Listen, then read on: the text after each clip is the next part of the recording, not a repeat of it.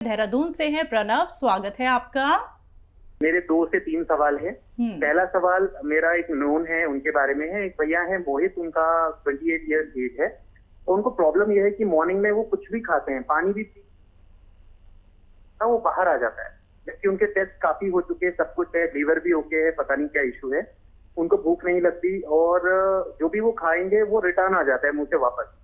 और कभी कभी खाने का कुछ मन नहीं करता, गुमसुम भी रहते हैं, पतले भी बहुत हैं, शरीर नहीं बना हुआ है। तो ये एक इशू है। और गैस की बहुत दिक्कत होती है, पेट बहुत टाइट हो जाता है उनका। तो मैं चाहूंगा कि इसके लिए एक तो घरेलू नुस्खा आप या जो भी हकीम जी सजेस्ट करेंगे ये बताएं। दूसरा, मैं जानना चाहूंगा, एक मेरे को राहगीर कल मिल गए थे, उनके हाथ में बहुत दाने हो रखे थे और वो बहुत परेशान है। 14 साल से उन्होंने इलाज करा रखा है, लेकिन वो दाने सही नहीं हो रहे हैं, उनकी कलाई पर था। तो मैंने उनको अचानक बोला कि मैं आपको बोलता हूँ कि आप बिल्कुल ठीक हो जाएंगे। मैंने उनका नंबर लिया, तब मैं उनके बारे में भी पूछना चाहूंगा। उनकी एज अराउंड है 38 और उनके हाथ में, दोनों हाथ में बहुत सारे दाने हो रखे हैं, वो जल्दी सही नहीं होते हैं। दवाई से सही हो जाते हैं, फिर मोटे मोटे दाने हो जाते हैं। एक तो उसके लिए भी जो भी नुस्खा अगर आप सजेस्ट करें वो बताइए। और तीसरा सबसे लास्ट सवाल, मेरे एक और कोई राहगीर मुझे मिल गए थे, उनके पेट में इन्फेक्शन है, उन्होंने कुछ बाहर का खा लिया होगा, वो इन्फेक्शन जल्दी सही नहीं हो रहा। तो पेट के इन्फेक्शन के लिए कोई अगर घरेलू नुस्खा हो वो भी बताइए। 3 सवाल है मेरे। ठीक है। मेरे तजुर्बे के हिसाब से लीवर और आंतों में प्रॉब्लम है, और ये लीवर का ताल्लुक हमारे मैदे, आंतों से और पाचन क्रिया से है। जब भी लीवर इफेक्टेड होता है तो हमारे ये चारों चीज़ें इफेक्टेड होती हैं। तो उनको नमक जैतून और इस तरह दे कि धनिया लें 100 ग्राम और ज़ीरा लें 50 ग्राम। इनको हल्का सा भून कर पाउडर बना लें, या भरोसे के हों पिसे पिसाए तो इस रेशो से धनिया 100 ग्राम और ज़ीरा 50 ग्राम ये पाउडर बना लें और आधा चम्मच 2 बार दिन में दें, नमक जैतून के साथ। नमक जैतून पानी में मिला दें 2 गिलास और ये पिला दें।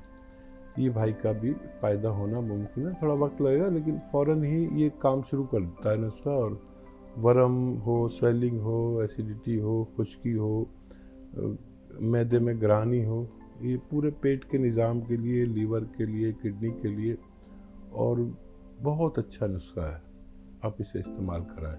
दूसरा सवाल जी, एक 38 एज के हैं पेशेंट, दाने हाथ में हैं और वो मोटे मोटे दाने भी हो जाते हैं। अलसी को हल्का सा भूनकर, वैसे तो आपके पास, मम्मी के पास ये नुस्खा पहले से मौजूद है, अलसी को हल्का सा भूनकर पाउडर बनाएं, एक आधा चम्मच अलसी और नमक जैतून 1 चुटकी 2 गिलास पानी के साथ दिन में 1 बार या 2 बार खिलाएं। और अपना जो भी इलाज वो करना चाहें करते रहें, ये ना रोकें, कम से कम 1 महीना 2 महीना, तो उन भाई को भी फ़ायदा मुमकिन है। पेट का इन्फेक्शन, तीसरा सवाल। हाँ, इन्फेक्शन का वैसे अच्छा इलाज है, एलोपैथ भी लें।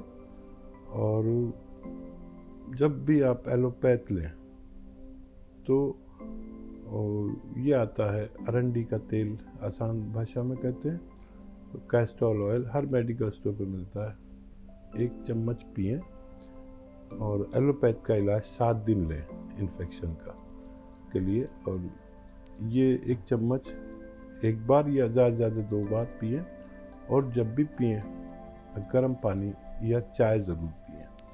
इनसे आपको भी उम्मीद है फ़ायदा मुमकिन है। वैसे तो मार्केट में बहुत सारे टेस्ट उपलब्ध हो चुके हैं, अब व्यक्ति को कोई बीमारी होती है तो वो टेस्ट कराता है, लेकिन हमने ये बात कहीं पे सुनी है कि जो हमारा यूरिन है, अगर उसका भी कलर चेंज होता है तो समझ लीजिए हमें कोई ना कोई परेशानी है, हमें कोई ना कोई रोग है। लेकिन कुछ लोगों को झाग की शिकायत भी होती है यूरिन में, तो ये भी किसी तरीके की पहचान है किसी रोग को लेके? माशाल्लाह, देखो कुछ ही ज़माने में सिर्फ पेशाब से या पॉटी को देखकर या कफ को देखकर, बलगम को देखकर ये पहचान होती थी। और एक माहिर तिब जो यानी हकीम या वैद्य होते थे, बस उन्होंने उस पर एक नज़र डाली और सारे टेस्ट हो गए। और आज भी ये है कि पेशाब के या लैट्रीन के कलर, बदबू और कफ को देखकर कोई भी जो ऐसा हकीम या वैद्य है जिसने किसी बड़े हकीम की खिदमत की है, उसे ये तजर्बा आज भी है।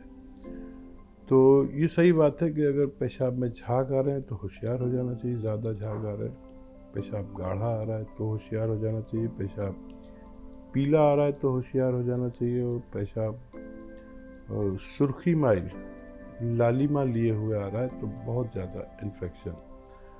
तो इसमें क्या होता है कि कुछ ज़रूरी चीज़ें पेशाब के रास्ते लीक होने लगती हैं।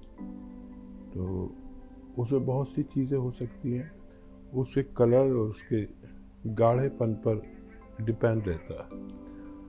तो अब तो वाकई बहुत तरह के टेस्ट चल पड़े हैं, लेकिन किसी ज़माने में बस यही था और इसी से सारी बीमारियों की शिनाख्त होती थी। इन्फेक्शन का मतलब होता है पेशाब बहुत पीला, और किडनी फंक्शन जब ख़राब होता है और प्रोटीन जाने लगती है तो सुर्खी माइल हो जाता है, लालिमा उसमें होती है।